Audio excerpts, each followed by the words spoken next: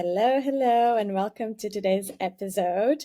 Yes, it's not Stacy speaking to you today. We are here today to celebrate our 200th episode. It's so wild that we've been doing this for 200 episodes. Well, Stacy has been doing this for 200 episodes. I've joined a little later, but it's super fun that today we get to interview Stacy on the pod.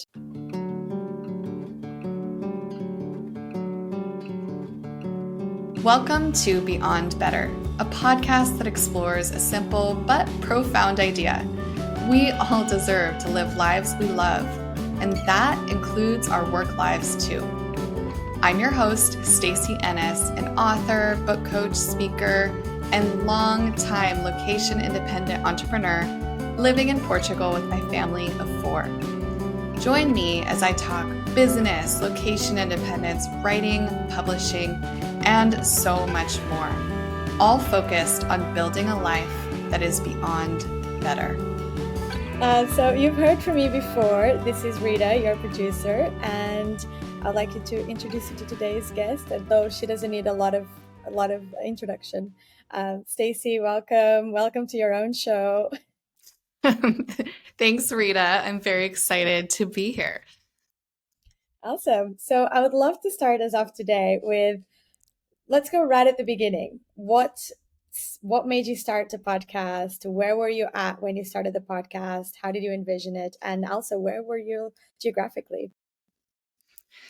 Well, I started listening to podcasts really early. Like I was in that initial pod listener group and I was consuming a lot of podcasts. This is, back in 2016, 2017. And I thought for a couple of years about starting a podcast. And then we moved to Thailand.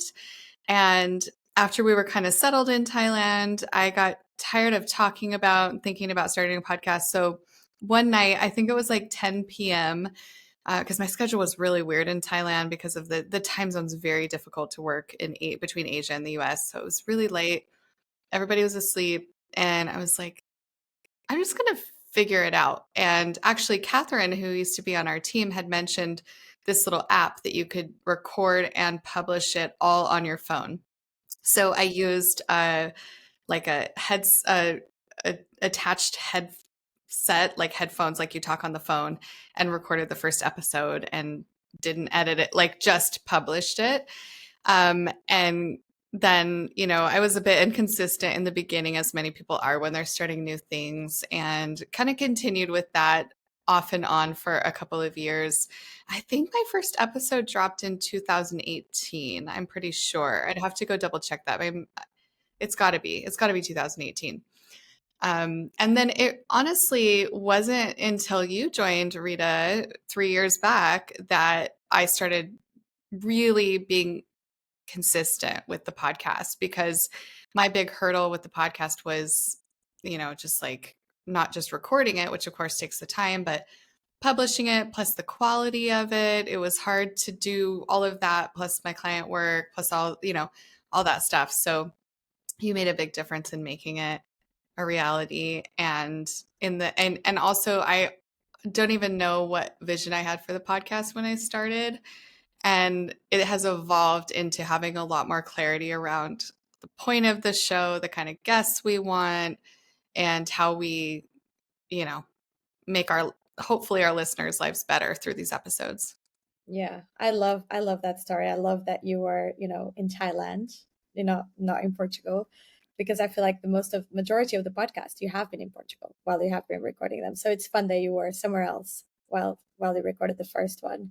And yes, I mean, it has been such a learning journey for the both of us. I feel like even when I started 3 years ago, you were like, I need some support with the podcast. How do you feel about learning that? And I was like, okay, let's go for it. And it's been so much fun to like see how much it has evolved.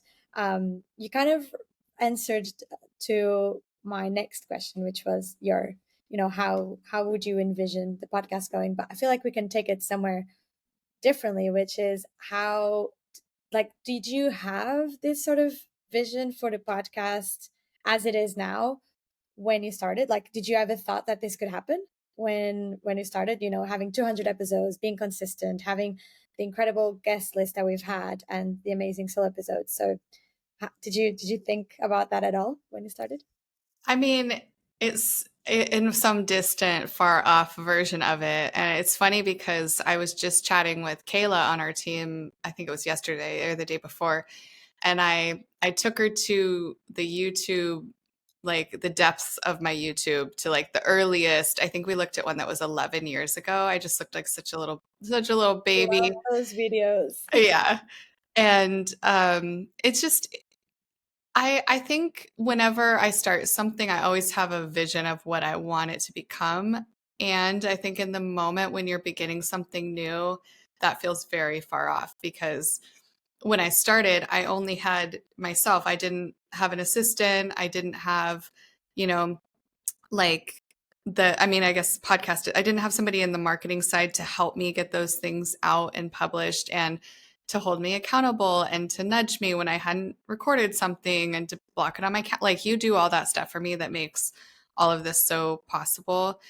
Um, yeah, and I think back then also, and I've talked about this a good bit on the podcast, but we were still in kind of a lot of our early journey with my youngest health challenges. And so my the the desire to shift my business model and change the way that I work and some of the pivots that I made to allow me to show up more at home, I hadn't done those yet.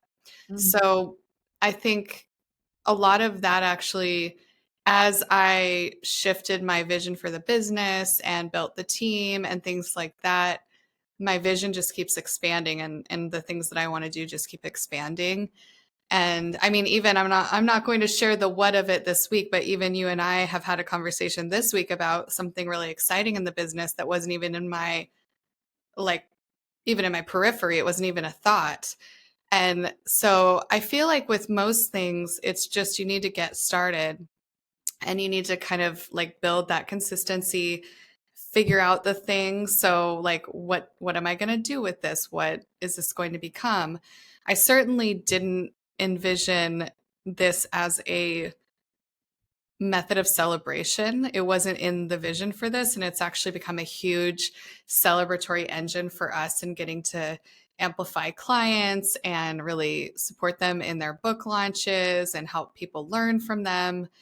That was not in my anything. I didn't even think about that. And then once we started doing that, I think you and I were both like, wow, this is so much fun. It's way more fun to celebrate than Mhm. to try to sell. That's not fun, right? To get up and try to sell to people. But if you just get up and celebrate and share and serve, it just makes it a lot more joyful.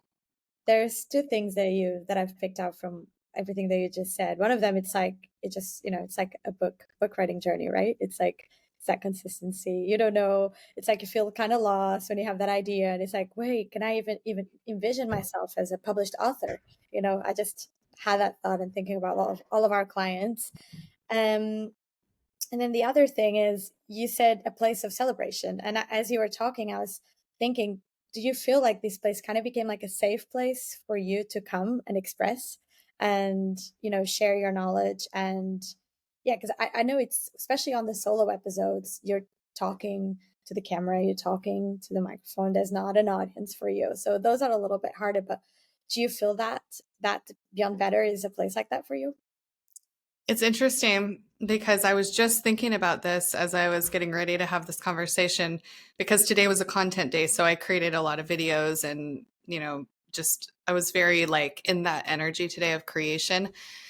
And I was thinking about it after because I thought it's like, why am I not way more tired? I just spent hours recording content, for YouTube and for other things that we're doing.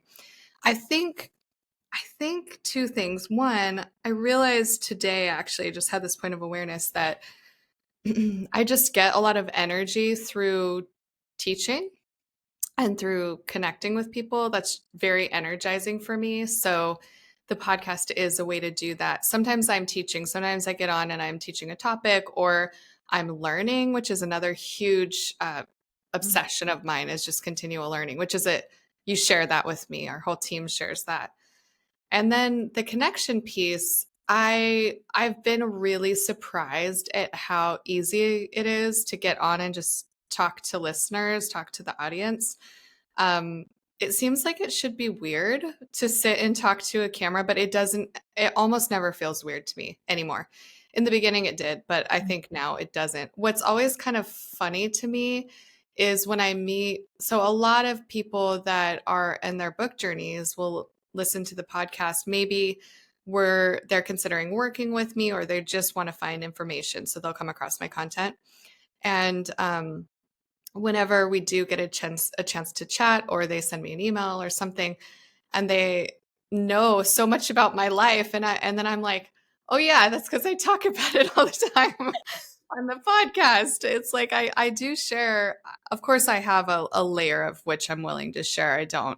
I hope never overshare, but I do think that like I never want to show up as somebody who has it all together all the time or doesn't have challenges, doesn't have to overcome things, doesn't have a real life, all of those things. That's been for sure a process to figure out how to be that way in an authentic way, but also in a way that feels safe when you're sharing. You share to a level that feels safe, but also when you're sharing, somebody else could be changed by that or impacted.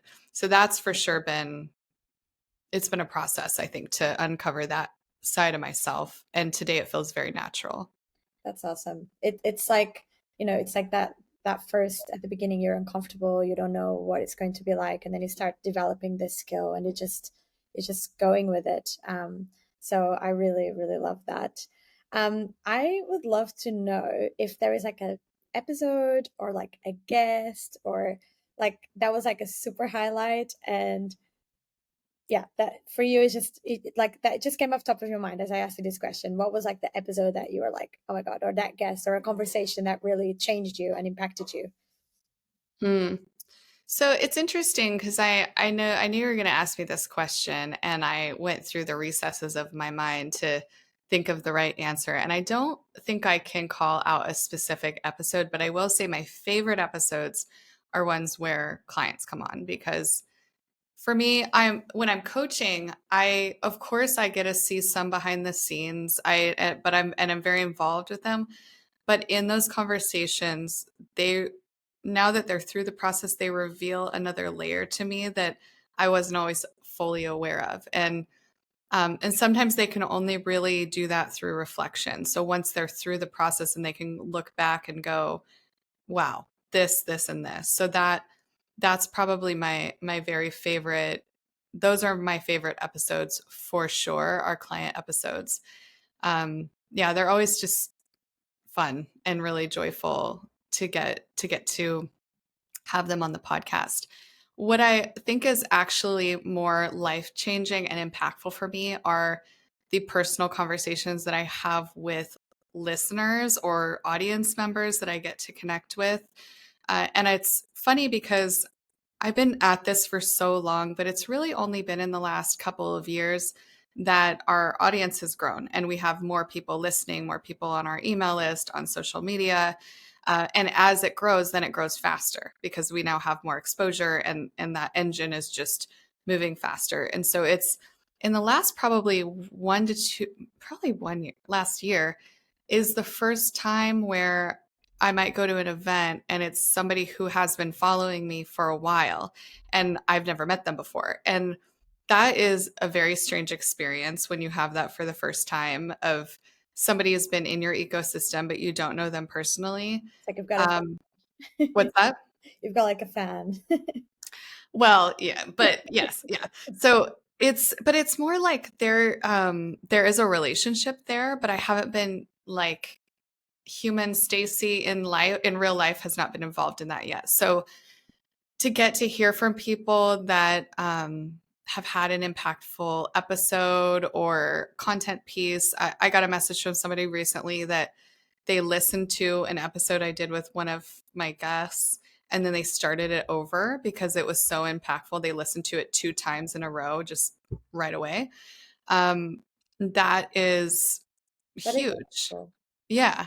Yeah, because I know that a lot of people that listen, well, I know for a fact the people that listen to this are they have big dreams and they have things that are important to them that they're trying to accomplish. They're not, listening to be entertained. I don't think I'm that entertaining, so I think it would be more to, to grow and to learn. Um, they're listening because they have maybe a goal of writing a book, or they want to be location independent, or they're exploring what purpose can look like in their lives. So yeah, I think that for me, from like a actual life impact standpoint, is more impactful as like the offline conversations than the actual guests, even though they're fabulous and I love them. Yeah. Yeah, that's interesting because sometimes it's hard to separate that, especially when all of our work is like remotely and digitally. It's like, oh yeah, this is real people behind cameras and behind the keyboard. So when you have those interactions, it's like, oh, it's like that reminder, and it feels so special and unique for you Mhm. to have that feeling. I feel like it's similarly to our team when we are, I mean, we have not met everyone in person, which for me it's crazy. And we have built Yeah. those relationships with them. And we've got Andrew and Kyla there in South Africa, and it's like you know them, and you know their they are as person as you get to work with them, but you actually don't know them in real life. So we are very fortunate that we get to hang out a few times here in Portugal with Katie as well. My point is, it is awesome to see the real impact in the offline community and to keep ourselves reminding that with the digital work, especially these days, right? It was so glued to our phones and to social media that we forget that sometimes there's real people on the other side that we're actually creating an impact for, um, positive or negative, although we focus on a positive impact, which is awesome with the clients and the work that we get to do. But yeah, do you have some insights that you could share, for like this online versus offline era, I guess? Yeah. Well, it's interesting because I know you and I have chatted about this a lot. This just kind of craving to be more in person, and I know we are not so secretly anymore, dreaming up a potential retreat next spring here in Portugal. So actively working on that and like trying to overcome also my inner perfectionist that's like, no, if it can't be perfect, it cannot happen. Um, so that piece, I think that in person, I've also done more in person speaking events this past year, and I find those really enriching. I mean, it's so wonderful. It's interesting because in this age where we're so connected to our phones and social, if you ask anybody what the best moment of their life is or the most impactful conversation, even the question you just asked me, not knowing we're going to take it down this road, um, people almost never say, "Oh, I saw this reel. It like changed my life." It's like I think about, um, I have this very, very clear memory of this conversation I had in Thailand before we left. I think about, with this woman that worked at a restaurant we went to every Sunday, and her telling me about the death of her daughter, and then bringing me this beautiful bracelet the following Sunday, this jade bracelet. And, like those kinds of connections that are real and unscripted and personal. I think those are really what truly matter in our lives. The thing that I think is wonderful about a podcast and other long form content, um, unlike a reel, this actually engages people intellectually. It does feel like a conversation. So there's certain podcasters I listen to that I mean probably have like a parasocial relationship with in some way, right? Like I feel like I know them. I don't actually think they're a friend, but I do feel like I understand them. I know their personality. Like I listen to This American Life every week. I think Ira Glass is a complete rock star, the host of that.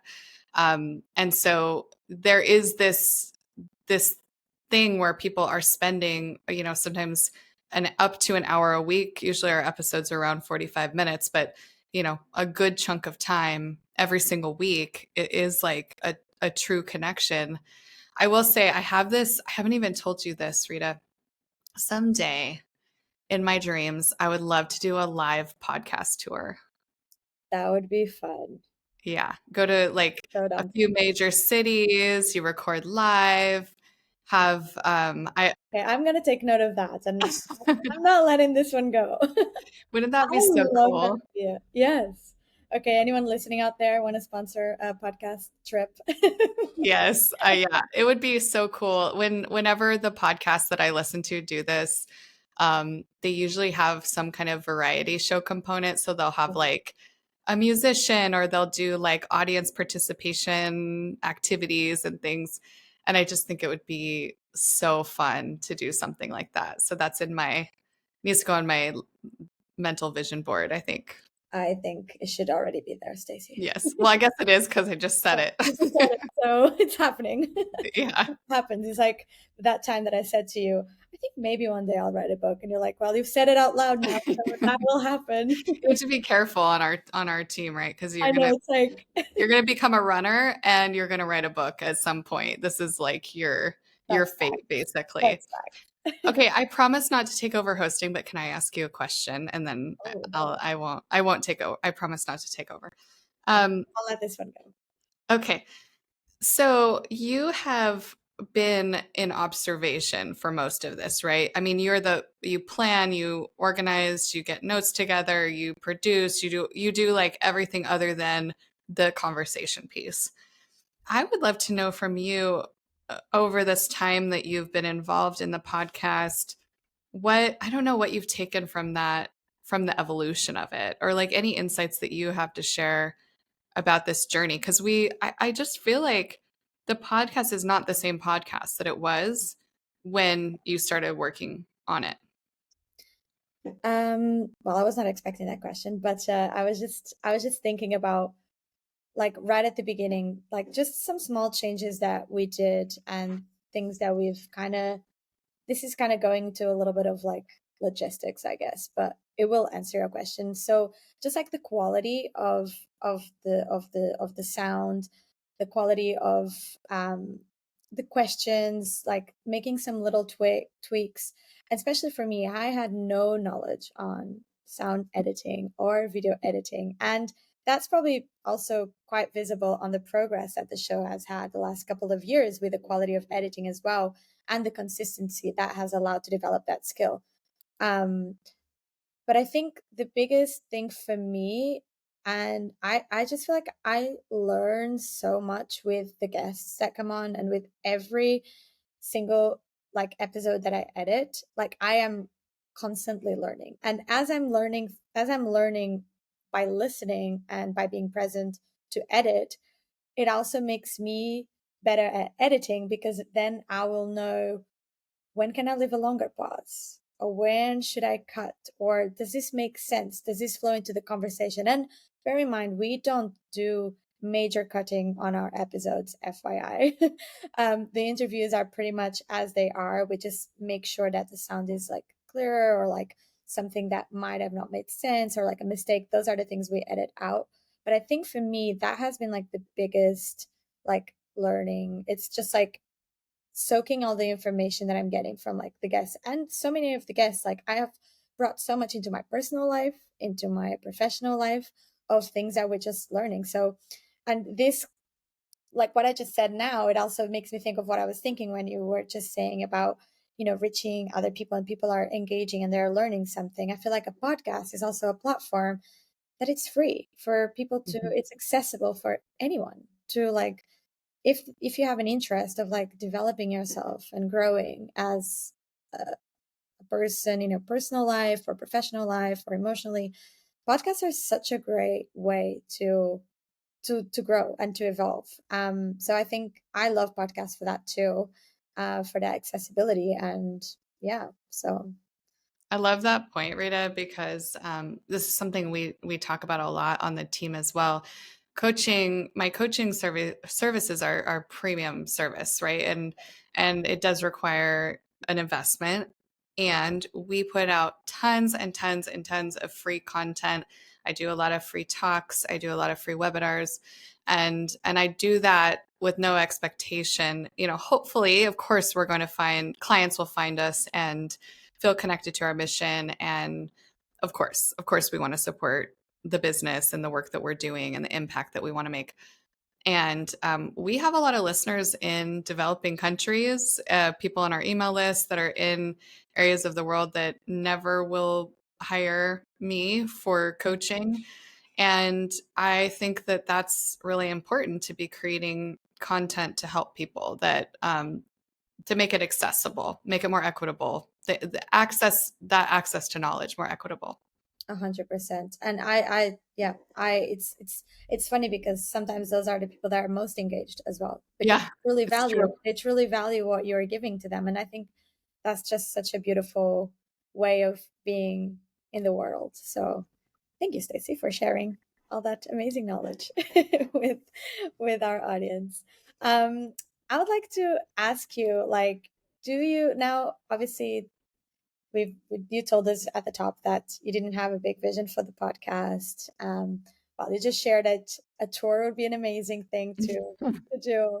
But how do you see the next 200 episodes going? How do you see the podcast evolving? And how would you love to, where would you love to, for Beyond Better, to go and to get to?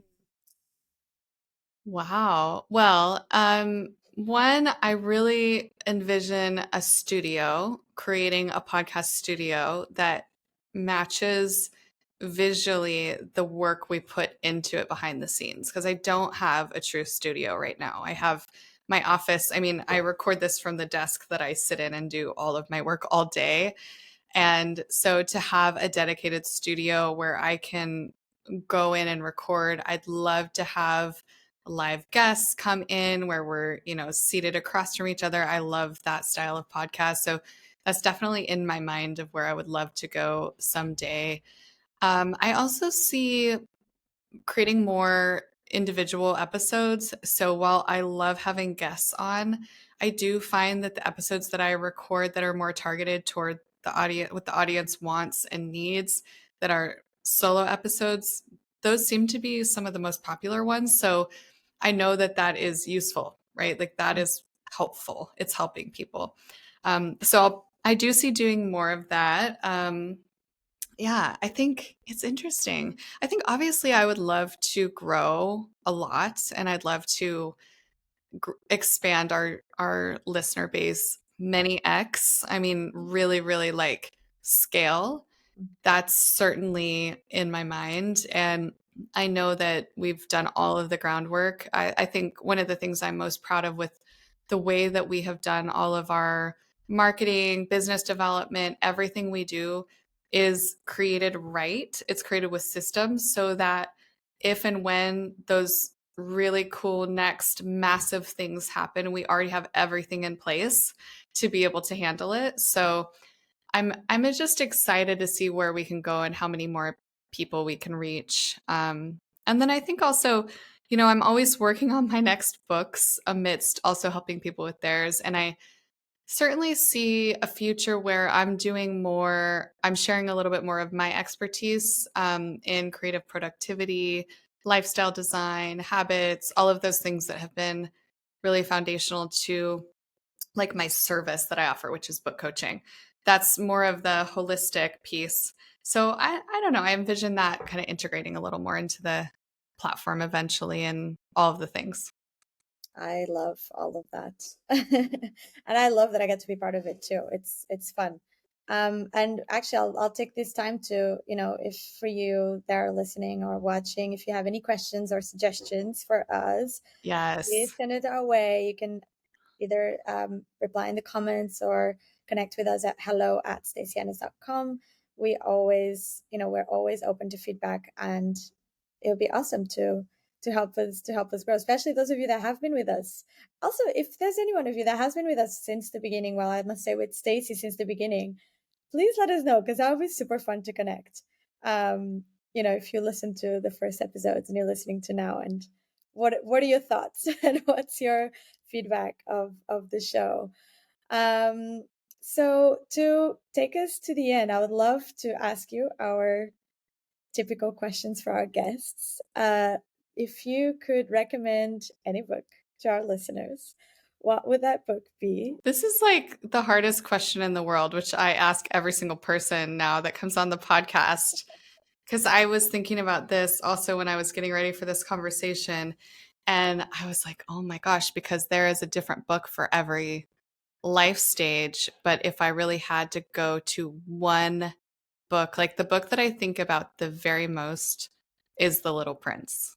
The Little Prince by Anton, I can't pronounce it, de Saint-Exupéry. He's a if you're French, correct my pronunciation. Okay, I don't know how to pronounce his name.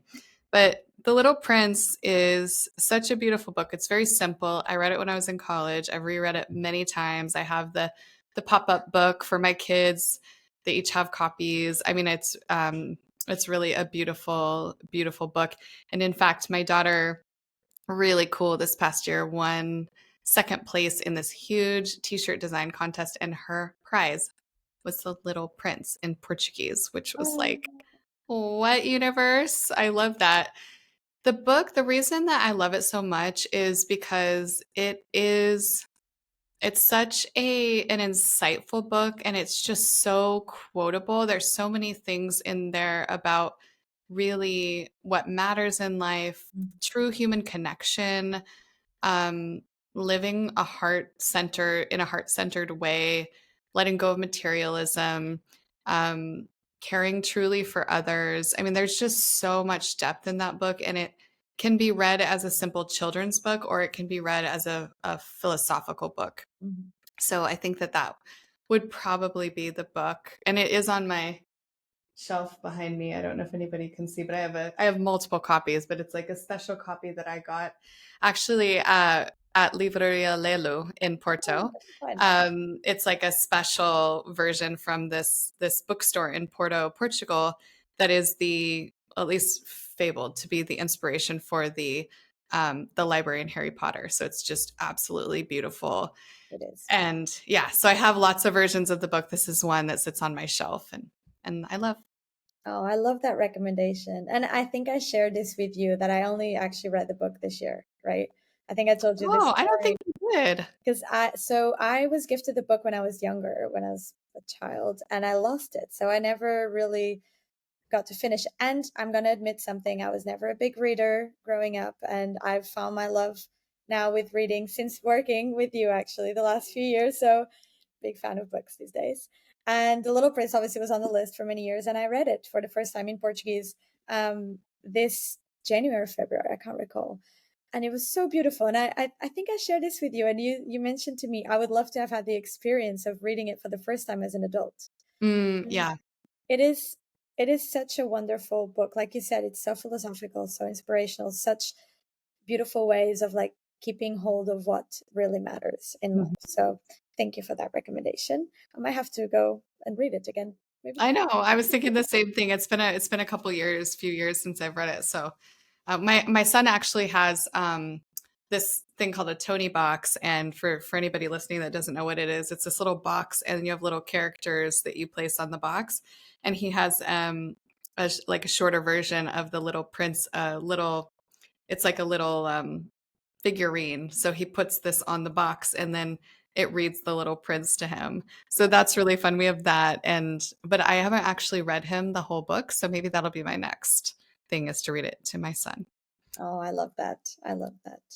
And to finish off for today, what you're most excited about currently? And well, I know what you're most excited about currently, but what are you most excited about currently? Please share with our audience. And yeah, where can people find you, Stacy? Tell us. There's a lot that I'm excited about right now, but I think professionally, what I'm most excited about is all of the things that we have in the works that I'm not going to talk about right now. We just have a lot of movement and a lot of really exciting things that we're building, and um, that Rita, you and Andrew and our other team members have all pushed me a lot in the last, I think, even just the last 6 months, in some of your ideas that have caused me to have to kind of step into some different spaces with content, which has been a challenge, but a good challenge. So I'm excited about that. I'm excited about a lot of the partnerships that already have and am developing in the publishing world, and the access that that brings to clients. And then, I think just looking forward to our life here. We've been here for almost 6 years now, Wow. and I still like almost probably every day. Yeah, probably it is every day. I think about how glad I am to be here. I mean, it's just a very present thing for me. It's not going away. So, yeah, just grateful to get to continue our life here in Portugal and see where the business goes, which is exciting, really exciting. Oh, yay. I think we're both sharing that same feeling and that same vibe. Yeah. Um, Oh, Stacey, and I didn't say where to find me, which probably people will know this, but you can go to stacyennis.com. And if we're not connected on LinkedIn and you've been a listener for a while, or even you're new, send me a connection request, please, and tell me that you listen. I'd love to directly connect. And I'm also on Instagram. That's been growing like way faster than any other platform. So it's a great place to watch me make a fool of myself sometimes on Reels, and tell stories. I tell a lot of stories on there. yeah, and I can add as well YouTube. We've Oh, started, yes. yeah, we've started to lean hard on YouTube, so that would be awesome if you could go and support there, subscribe, and you can watch the podcast, not just listen. You can watch the video. So yeah, Stacey, this was so much fun. I'm so glad we did this, and 200 episodes. Wow. Congratulations. This is huge. So yeah, thank you for swapping places with me today. Thanks for the idea. I love it. Yeah, it is a big milestone. And I also appreciate you bringing the celebration to it and making it special. So thank you. Thanks for hosting. And thank you, as always, to you for being with us today. Thank you for listening or for watching. Don't forget to subscribe and to follow. And if you could leave us a rating, that would be incredible. That would support us to reach more people with the message of beyond better, living a life that is beyond better. And we'll be back with you before you know it. Thank you. Thanks, Rita. This was so fun. Bye.